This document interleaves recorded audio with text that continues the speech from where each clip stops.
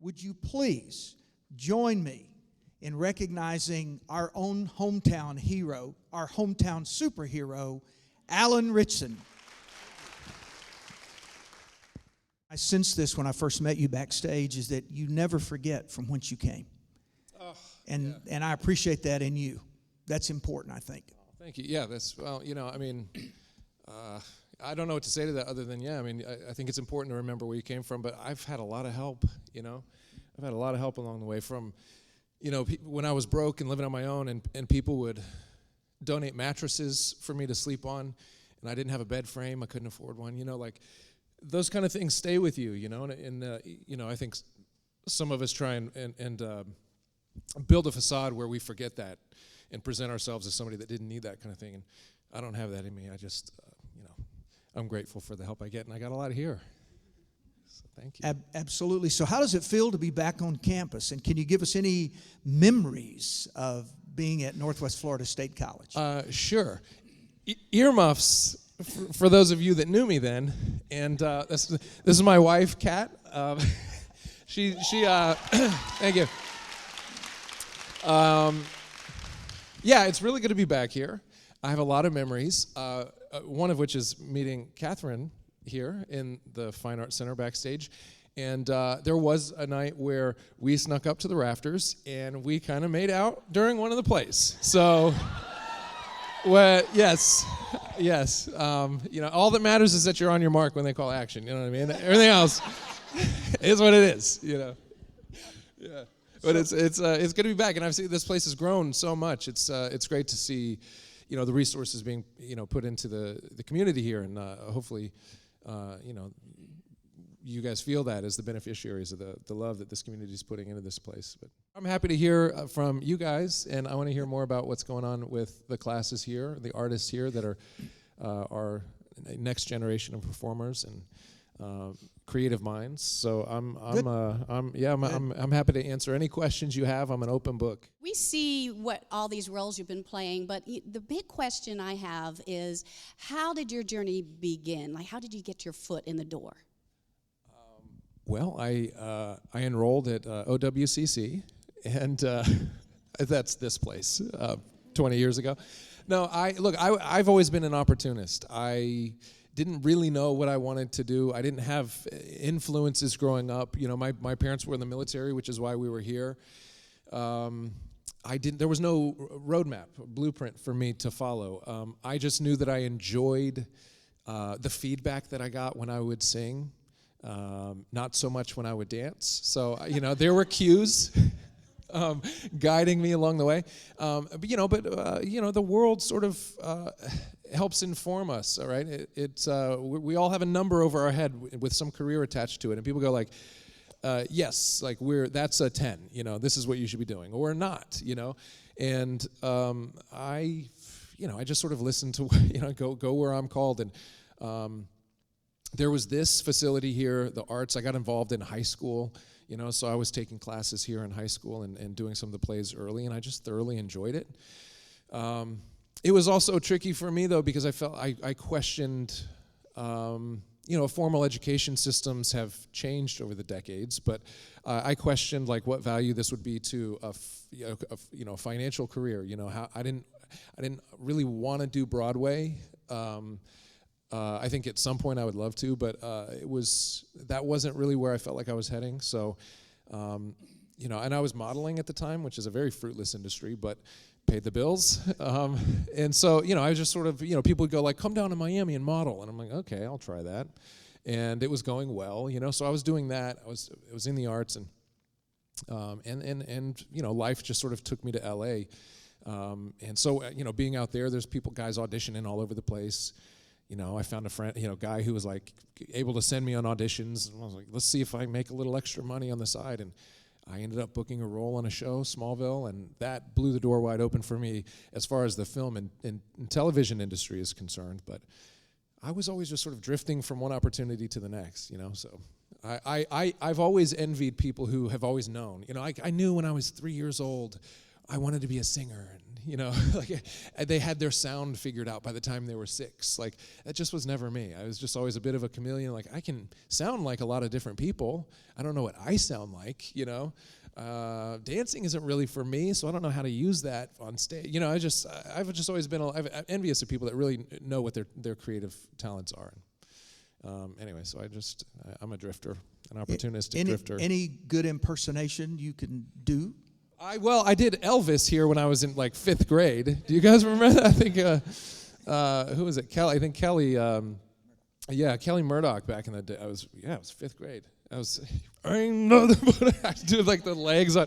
I was like 6 and I'm doing like crying all the time. No, I don't really do impressions now. I could see you following Hugh Jackman in The Music Man. Oh, I love that. La La Land's one of my favorite movies, I think. Is it too early to remake La La Land? I'd love to do that. See if I can one-up Ryan Gosling. So talk to us a little bit about when you entered the industry, when you landed at Hollywood. Were there any things out there that you found out that really shocked you? Specific things that really took you off guard and you sort of had to say, I'm not sure about that, or this is really above my expectations? I'm not sure if this answers your question, but what I think of when you ask that is this, the questions that I would receive when being introduced to the town were consistently the same questions starting out. And it was, where's your trauma? What was your trauma? And I was like really taken aback because I grew up in Niceville, and the goal here for most people is to raise healthy, well-balanced individuals with in a community that supports each other, and it does. We've got the arts. This is a great community to come from, and so that wasn't really my story, and I felt like I was deficient because I couldn't point to any great trauma, and I wasn't sure why that mattered, and so I'd kind of challenge the question and go like, what if I say I don't have any? And they're like, well, then you're not interesting enough for us. And I think it planted some kind of seed that manifested maybe later in my career, where I felt like it would be a good idea to have some trauma. Maybe I should cause some problems for myself and become a little more interesting for this business. I don't know, but it was that was what I was met with when because I had no idea what I was doing. I threw myself into this audition.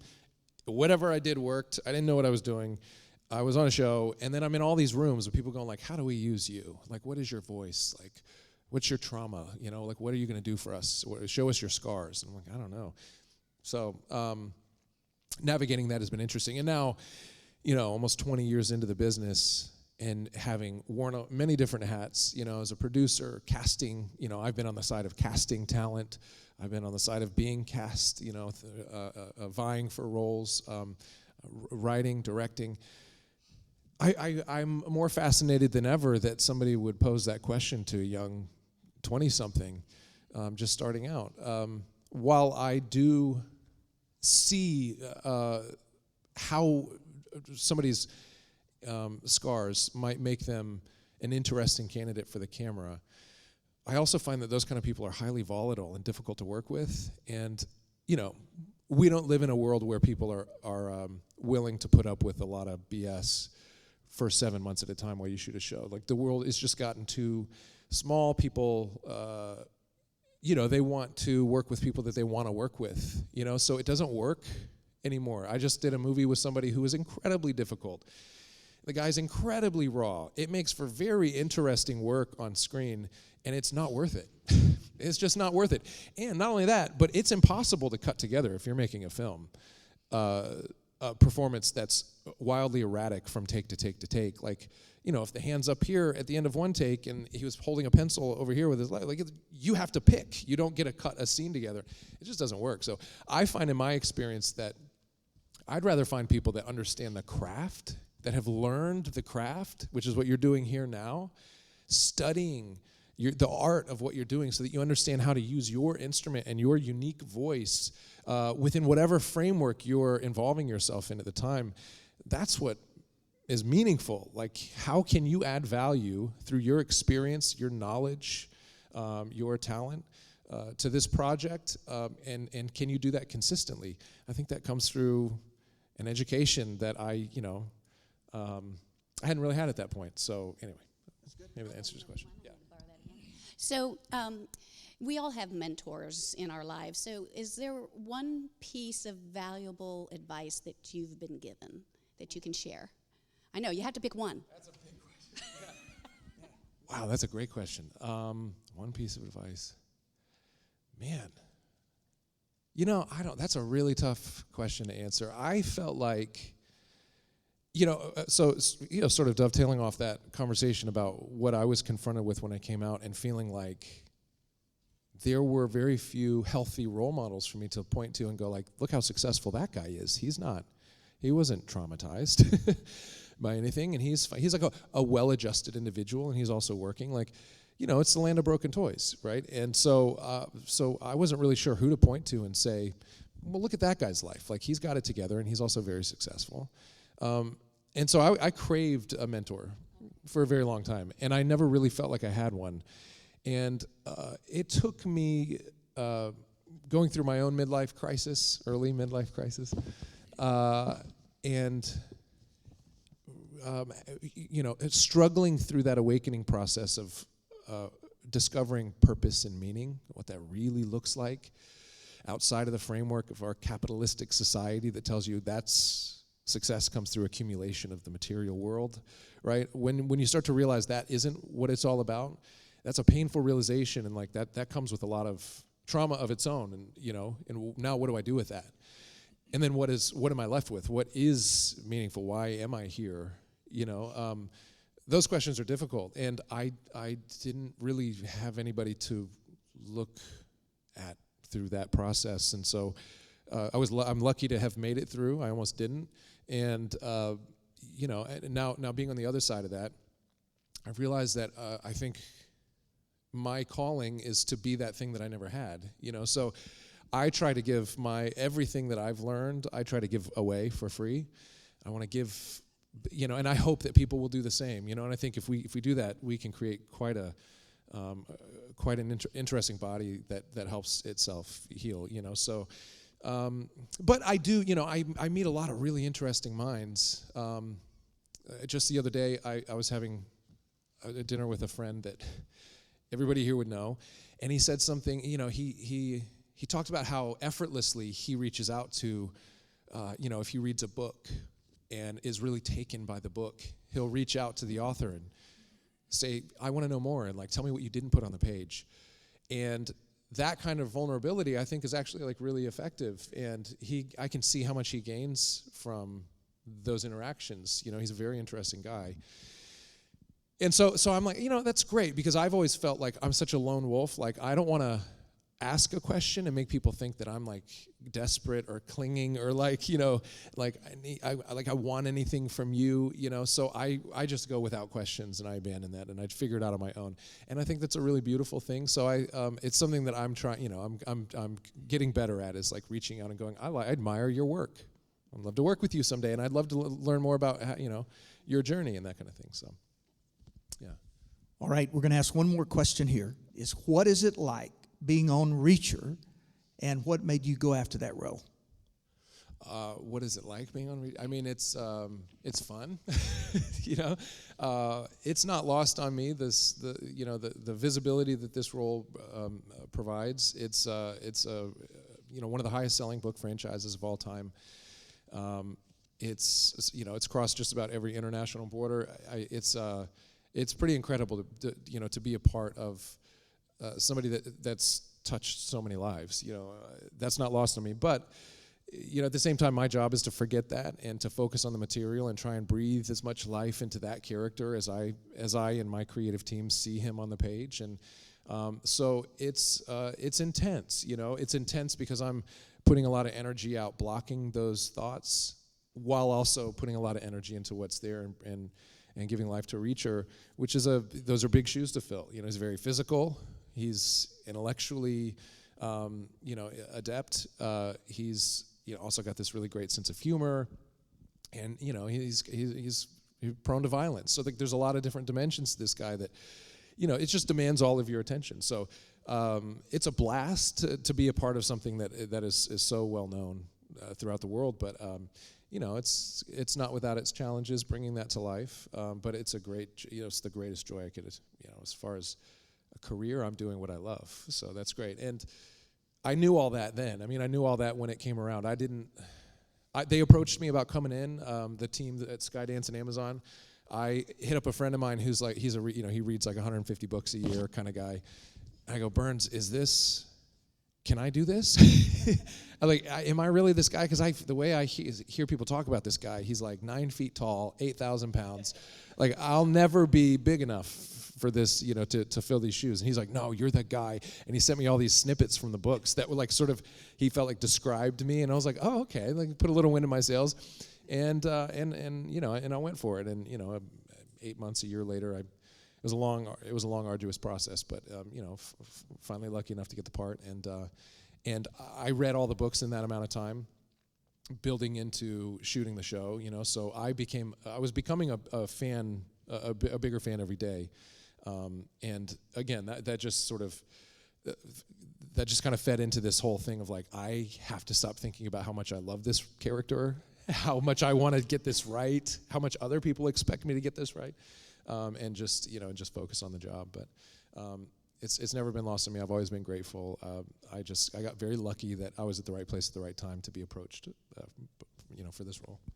So I'm the current NWFSC Film Club president, and I was wondering if you have any tips for getting started as a director. Oh, as a director, yeah.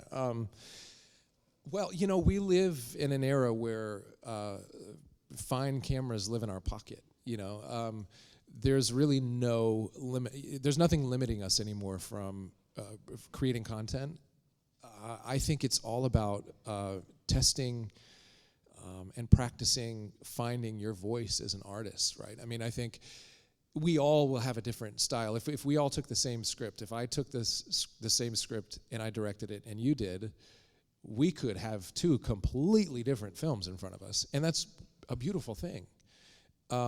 But what we need to know is what yours would look like, right? If we're to say, like, I want to put these resources in your hand, and this idea in your hand, the best way that we can help ourselves get there these days is by doing it. So one of the best pieces of advice that I didn't know or remember 5 minutes ago was I worked with this guy Lynn Oding, he's a great young director. He was a stunt coordinator for 20 years in the business, and when you coordinate stunts in film, you have to create previses. This has been a part of the business model for a long time, so that the production can see what the fight looks like and how it cuts together. So he got very good at that. He was one of the best previs directors in the business, and so people would bring him onto these huge films, and he would cut these incredible sequences together with his stunt guys, he wouldn't be around skyscrapers, there'd be cardboard boxes behind him, but you get the point. The guy can direct. So he transitioned from coordinating to directing, and he's done very well for himself. He's doing very well. I've been lucky enough to work with him a few times now. He showed me his process in transitioning, and it was that he made 3 short films. No budget, no money.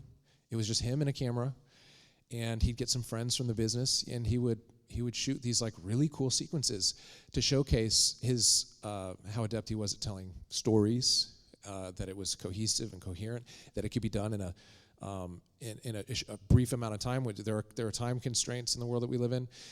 That it's cinematic, that there's scope, all of it. I mean, you can see all the different tentacles, sort of come to life, and it worked. So he did those 3 shorts, and he would show those to people in town, and they go like, okay, that was a good one. Oh, this is really good.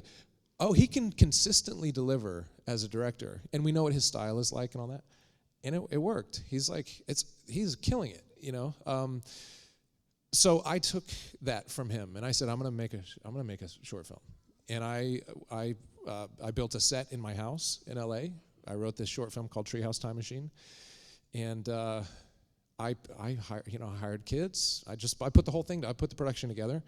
I shot this short, and it did really well. And people saw that, and they said, you can direct, and we'd like you to direct like a tech-based movie. We're like, Silicon Valley money, we like tech-based something. And so I had a script that was that, and I got to do a feature because of the short. It doesn't matter what amount of money that you have to support an idea. People in the business or people that do this for a living can see through production value to talent.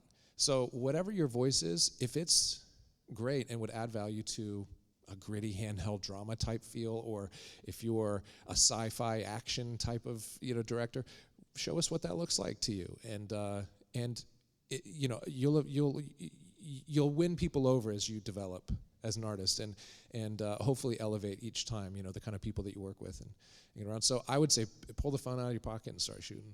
I just wanted to ask, because I'm a very personable kind of person, I just wanted to ask, how are you? Oh, thanks. I appreciate that. I'm good. I'm in a really good place. I've made a lot of transitions in the last few years towards a healthier, more balanced life. I've always been very driven, high work ethic, incredibly ambitious, and my therapist would say I probably suffer from delusions of grandeur, which to somebody like myself is simply a long-term goal. So I used to say things like, I'm building an empire, when I started out in the business, and I would be frustrated by anybody that didn't see that. And I'm looking back, I'm embarrassed by the kind of language that I used to describe my pursuits.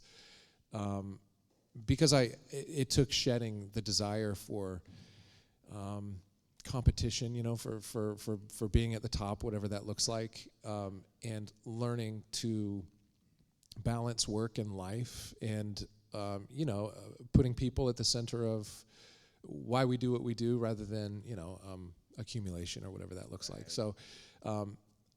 So I haven't always had the perspective that I have now, and I'm grateful that I've survived enough to have the, to be able to see the world through the lens that I see it now. I'm grateful that my wife and I are still together, that we have a family, that I've got boys that I'm lucky enough to raise, that continue to remind me of both, what I think. I'm a believer.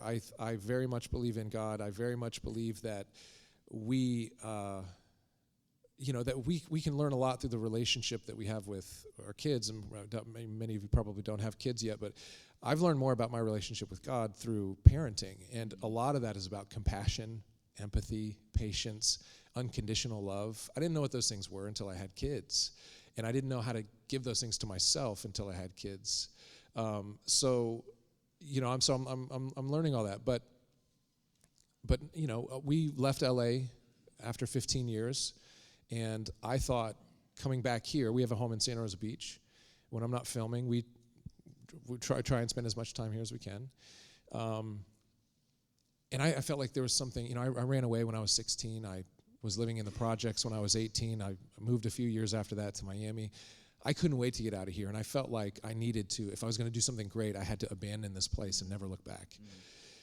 So when we decided, let's simplify our lives and try and cut out some of the really toxic people that were there, and sort of recalibrate what life is all about, I felt a little defeated. Like, people usually go home when they've not made it, when they're giving up in the business, and that wasn't the case for us. We were doing very well, but we weren't doing well as far as our work-life balance. So 3 years ago or so, we left in LA and got rid of our house there, and we made a more permanent move to this area. And I still work everywhere else, so I'm not here all the time, but being here has been really fulfilling, and embracing all that this place has to offer has been wonderful.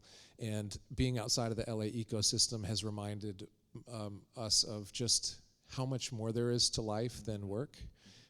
So these last few years have been really good, and I appreciate the question. I have a question about the business side of it, and how that's affected you as an artist, and how you kind of not let that eat at you. Fame or success in business? Both. Good question. Okay. My kids they have a dad who is approached by a lot of people throughout the day, just wherever we go.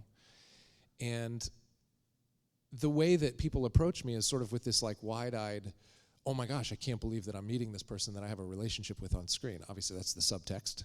But, it's there's this like, oh my gosh, this almost reverence, right, for the moment. And that's giving them a picture of fame. It feels good. It looks like all the trappings of something that's really good, or that is desirable, or something would want. It's positive reinforcement, positive feedback. There's affection there, like all these, all the shadows of love, right? And so my youngest came to me the other day and he said, "I want to be famous." I was like, "Oh God, here we go." It's like worse than the sex talk to me. I'd rather anything but this. And I said, "Oh, Amory, what is it that you like about fame, the idea of fame?" And he's like, "Oh, I like, the way everybody comes up to you and says hi, and I want to be famous too." And I was like, "Well, what do you want to do?" And he was like, "I want to be an actor." And I was like, "Oh God." My day's ruined. So I had this long conversation with him. He's 6. I think he was 5 at the time. And I said, "Amory, fame is not something that's meant for humanity. It never ends well. It's a poison. This is a toxin. It gets inside of you and it starts to erode the reality of who you are, and it feeds the ego, and it has the opposite effect that we wish it would have if we're trying to have a meaningful life, And I said, this is something we should try and escape at all costs, right? I mean, it's a necessary side effect to what I do, but this is not something that we should lust after. Like, this is a poison." And I was waiting for him to sort of the lights to come on, and like, "Okay, I get it, Dad. I'll think about that." He's like, "But I want to be an actor." I think this probably went over his head.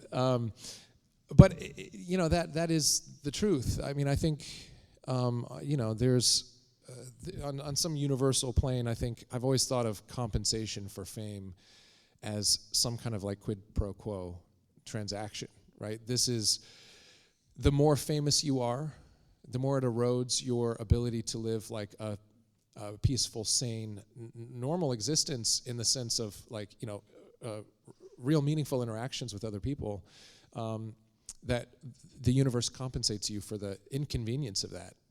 And, I don't know how true that is, but I find fame to be a great inconvenience, not for the reasons most people think, where it's like, I'd like to eat in peace, It's just because of because it is feeding the ego, and that is something we should be eroding as with all our might every day, I feel. So with that in mind, I look at business through that lens, right?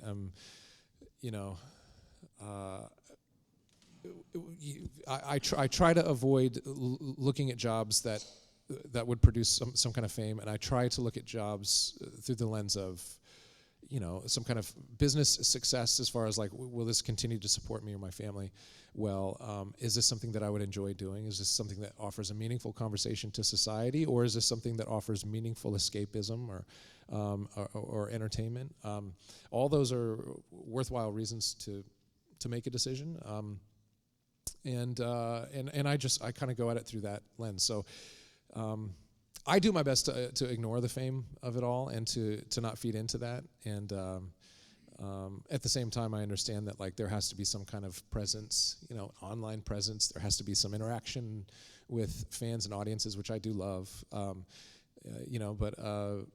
the business side of it is so separate to me in my mind that I look at jobs through the lens of like, how can we elevate each other, this project and myself, I tend to gravitate to very broad audience-based films and TV shows. Like, I like to entertain people.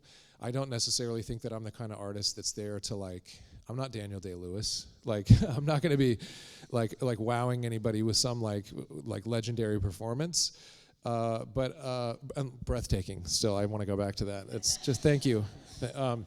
Not how I would describe myself, but I'm very grateful that you said that. And so, so I personally, like, I am one of the only actors that I know that actually pursues kind of broader, 4-quadrant films and TV shows, like things that can appeal to everybody. A lot of my friends are like, I'm an artist and I want to tell my story about my relationship with my mom, and it's like, oh my God, like, ugh, who wants to see that? Like, I'm already depressed, and it's not me. Like, I want to entertain people, so I pursue those kinds of jobs usually. Do you have any tips on like auditioning, and do you have like any audition horror stories? Oh, how much time do we have? Yes, I have tons of horror stories. Auditioning is an interesting part of the business because it's absolutely nothing like the real performance, right? It's nothing like what's going to happen on you're manufacturing so much of what's there without pantomiming, without making it look like you're manufacturing people that aren't there and props that aren't there, so there's a fine art to auditioning, and it took me a long time. Nobody tells you. I mean, there are classes like audition classes, but like even then, it's like you're never prepared for that process. It's so it's just so outside the normal scope of performing, I think. Again, kind of a necessary evil. But I had somebody tell me when I first got to LA, I was taking this little class, and all the actors that were like new were told to go take this guy's class. And so I went, and one of the first things that the teacher said was never worry about being off book. Like, they know that you're auditioning. You don't have to like be crazy about knowing the lines and stuff. Just have done the work on breaking down the performance and know the performance, but you can be on page. Knowing what I know now, I have not walked in an audition with sides in my hand in 10 years.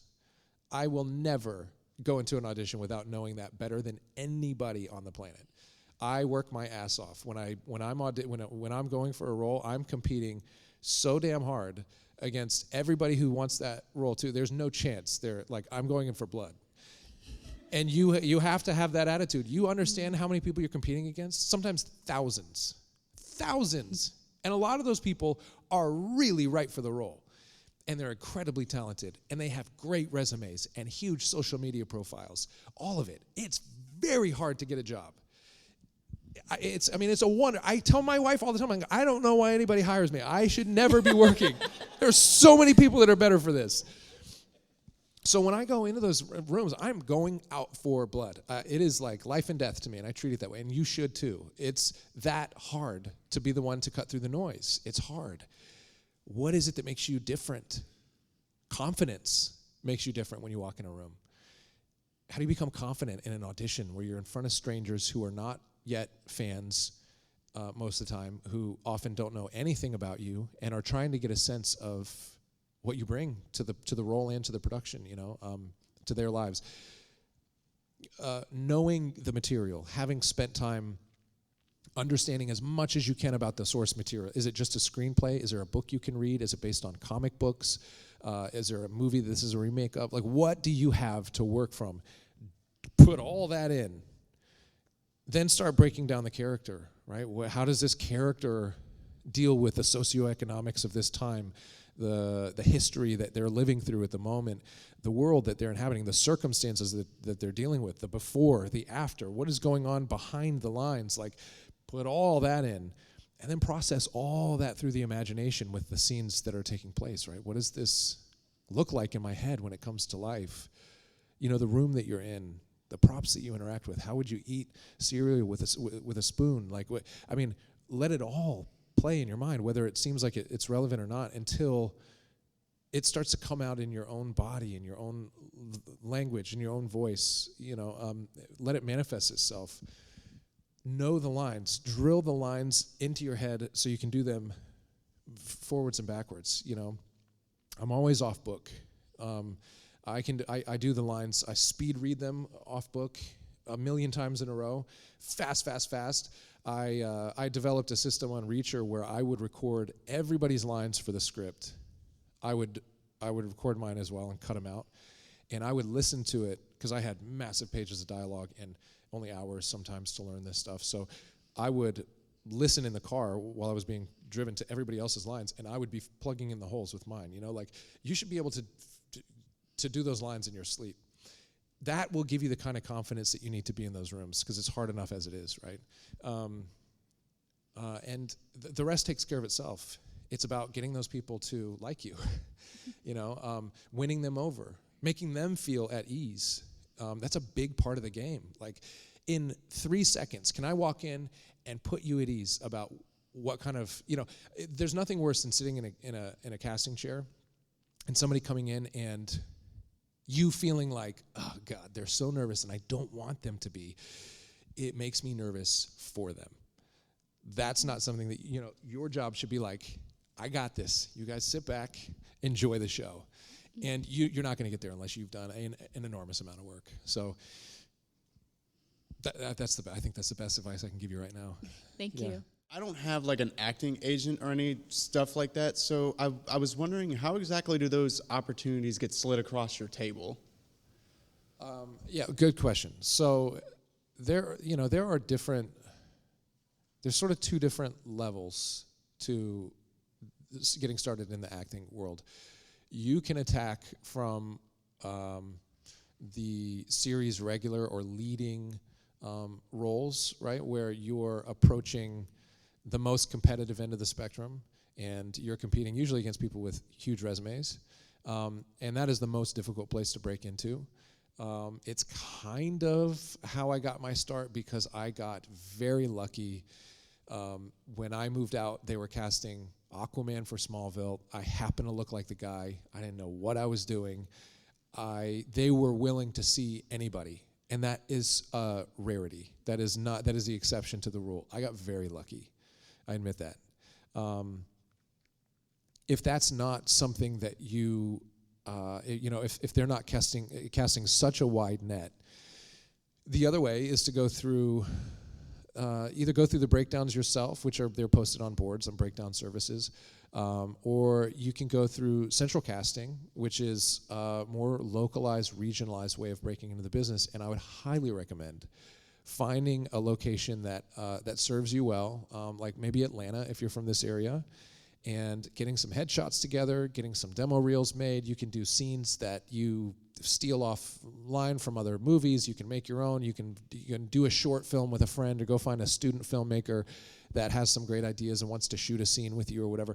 Build some package that just shows what your voice is, and put those up on the breakdown services. Get yourself listed as a certain type, as a certain age, as a certain, what your strengths and weaknesses are. Like, it'll all go up there in a database. And then when, if I bring a film to Atlanta to shoot, we're going to bring the series regulars, or we're going to bring the leading cast, right? We're bringing them from Hollywood.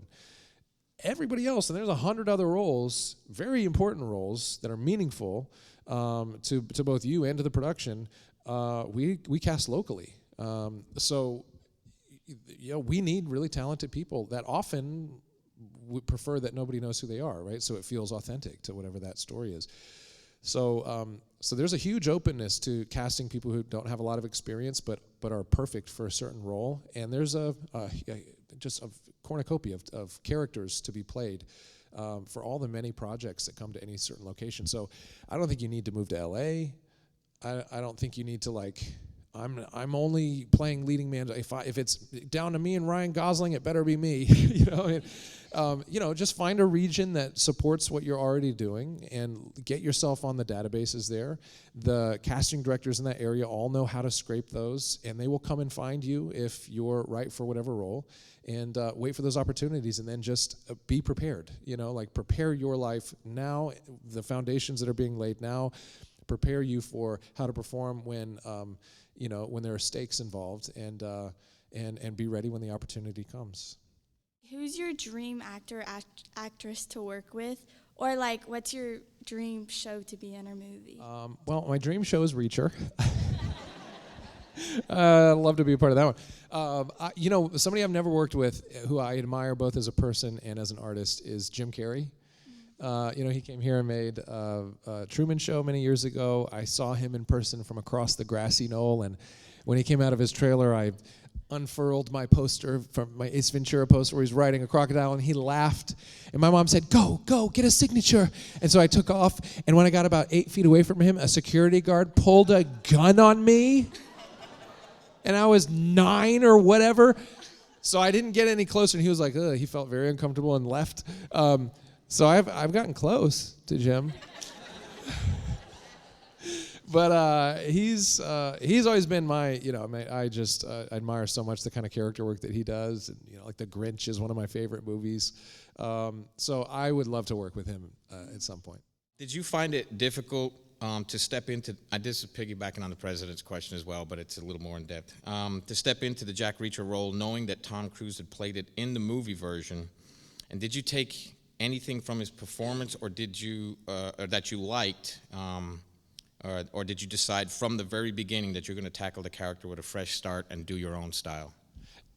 The latter, yes. I've never seen the movies. It sort of passed me by when, I don't see a ton of content. I should probably invest more in other people's careers, but I don't.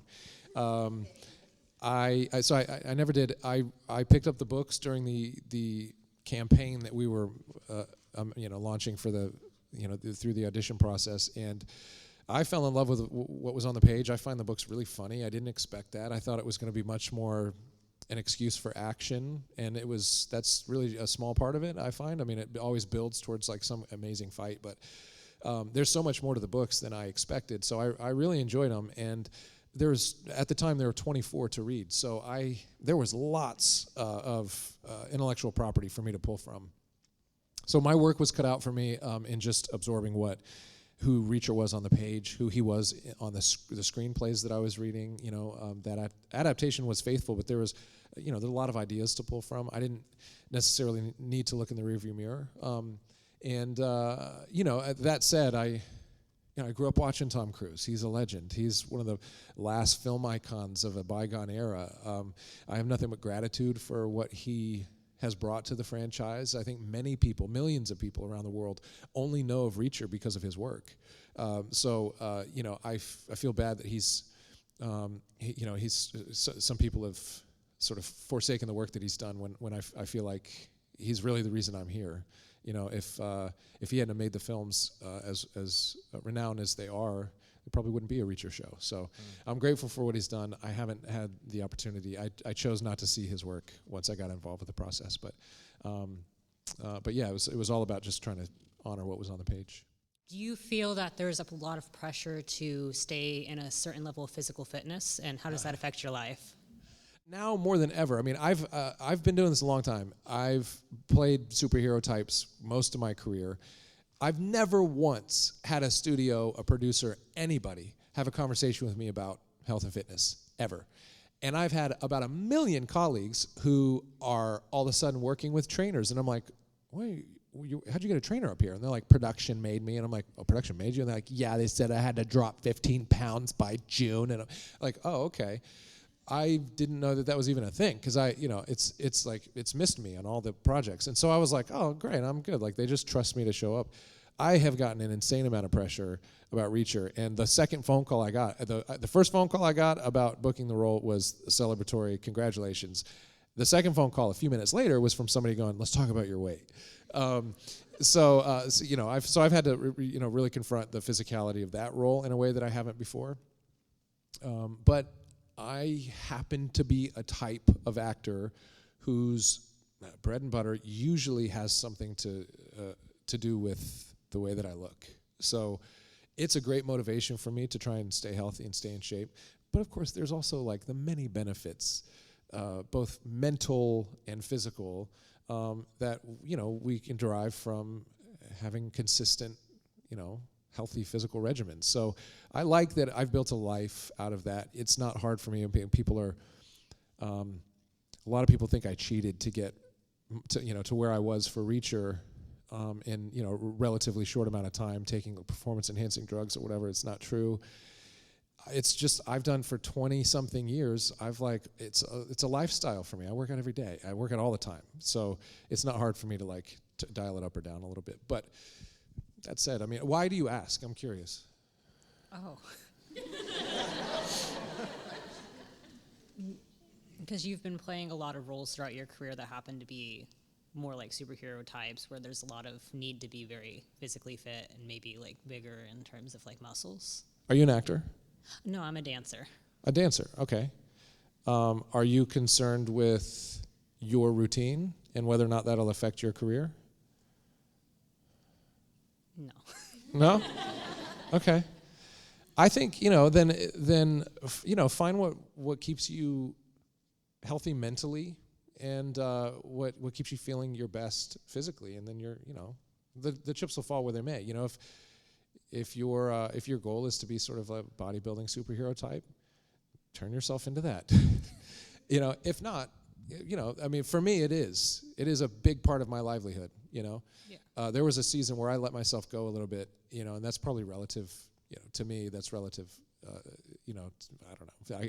I can see what that looked like, but I had come off a show where I played a linebacker, and I had to work out all the time for three years. It was just constant, and I was so tired by the end of it. It was the first time in my life I was like, I just can't work out again. And I went like a few months, and also I think I went camping and I ran into poison oak, and my face swelled up like the Elephant Man, and I looked like a monster. And the doctor gave me all these steroids to try and get it under control, this face rash that I had. And steroids will make you gain weight. And so I had stopped working out, and also I was on these steroids for the rash or whatever. And it was this was a rough 6 months where I was like, oh my gosh, I got to get back at it, Other than that little season, it's just been a consistent thing for me. First, I want to say that me and my mom love you on Titans. Thank you. I'm a big comic book fan, and you do the character justice. Thank you.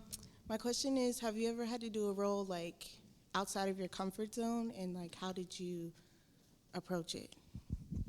I mean, I've done a lot of terrible things on TV. My comfort zone is pretty wide. Okay. I think.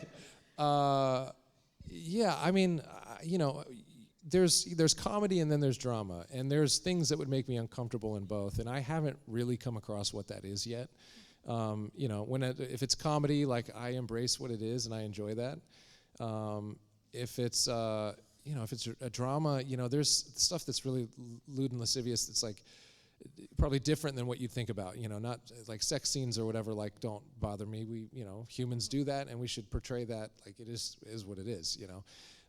So I don't get really uncomfortable usually.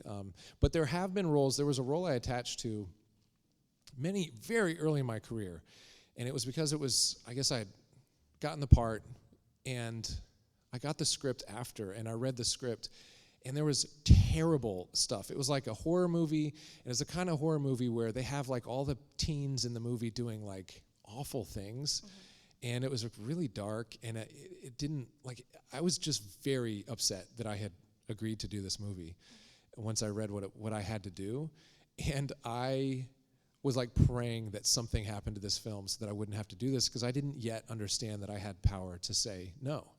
And the film somehow was scuttled right before we went to production, and I was like, oh my gosh, so grateful, because that would have been one that I was very uncomfortable with. So I do know that there is a line that I won't cross. I haven't found it in anything that I've worked on yet. Do you speak any other language besides English? I wish. Oh, you wish. I wish. Which language would you like to learn? Probably Spanish and French. Spanish and French. I shot in Montreal for 3 years, and although it's Quebecois, I learned a fair amount of French. And while up there, I got pretty good at using it. And of course, it evades me now because I don't use it. I haven't used it in years. And obviously, come across a lot of Spanish speakers I wish I could communicate with like that. But that part of my brain doesn't work. Oh. It doesn't work. I've taken classes, like it does not compute. My wife, on the other hand, she was fluent in Russian. She, just for the fun of it, minored in Russian, and she's like, because that's an easy one to pick up on. I don't understand it, because I just, there are a lot of parts of the brains that I benefit from, that work well. That ain't one of them. So unfortunately, yeah. But I admire people that are multilingual. I'm envious of the way they think. I was just wondering, what is your favorite Reacher book? Good question. There are quite a few. There's a list. Die Trying was okay. So there was 24 at the time. I read them all. Several. I've read more than once. Die Trying is the second book, and I think part of why I like that one so much is because I enjoyed Killing Floor, but I was new to what Jack Reacher was, and so I remember reading Killing Floor in like a matter of days, and I was like, oh man, I get I get it. Like, I understand why so many people enjoy these books. This is fun, and this is like a really unique protagonist. And then I picked up Die Trying, and to me, that had all the formula was sort of figured out for like how to put this guy in the best scenario to like, bring about the fullness of what Jack Reacher could be. It just works. Like, that book really works, and it was this stepping stone, up towards like a better version of Jack Reacher if it can improve, So I enjoyed Killing Floor. I was so blown away by how cool Die Trying was, and understanding like, I think Lee really wrapped his head around like what he could do with his character in that book, and then it just kind of kept getting better. But the experience I had going from Killing Floor to Die Trying, kind of that, there's a little reverence for Die Trying in my mind. So that's one of my favorites. I think it works really well. I desperately want to adapt that one to screen at some point. I also think Persuader is one of my favorites. Have you ever read them all? Yeah. Persuader is one of my favorites. It's just like, whereas in Killing Floor, it's a slow burn, right? And you see that in the show. The first 7 minutes of the show, I don't talk, which is not fun. My favorite tool in the toolkit taken from me. So you're getting to know who Reacher is very slowly, and Persuader is probably the best example of being shot right out of a cannon, where the first 2 pages, all of a sudden you're in the middle of this gun heist where people are shooting it, and you kind of like, you're wondering who's involved with this thing. Just bullets are flying everywhere, and Reacher's in the middle of it, and you're like, what is happening? It's a really fun book. So Persuader is also one of my favorites. Yeah. What's yours? I would say Gone Tomorrow. Oh, okay, yeah, that's a good one. Yeah, I mean, they're all good. Yeah. They're all good. There's really, you can't go wrong with Reacher. Yeah. Thank you so much for having me. It's been really nice to come back to this space and share it with you, and I wish you all the best. Some of the best advice I've ever gotten was from a casting director that called to tell me how bad I did, and she said, you don't know the craft. I didn't even know what the craft was. Like, we're talking about mac and cheese here. Like, I don't know what you're talking about. And I got to work to figure out what that meant. And I think you guys are probably doing that work now. And I just encourage you to continue doing that. Regardless of where your future will take you, the things that we can learn from the arts translate to so many other aspects of life. So I think it's really beautiful that you guys are here. Thank you for having me, and I wish you all the best on your journeys.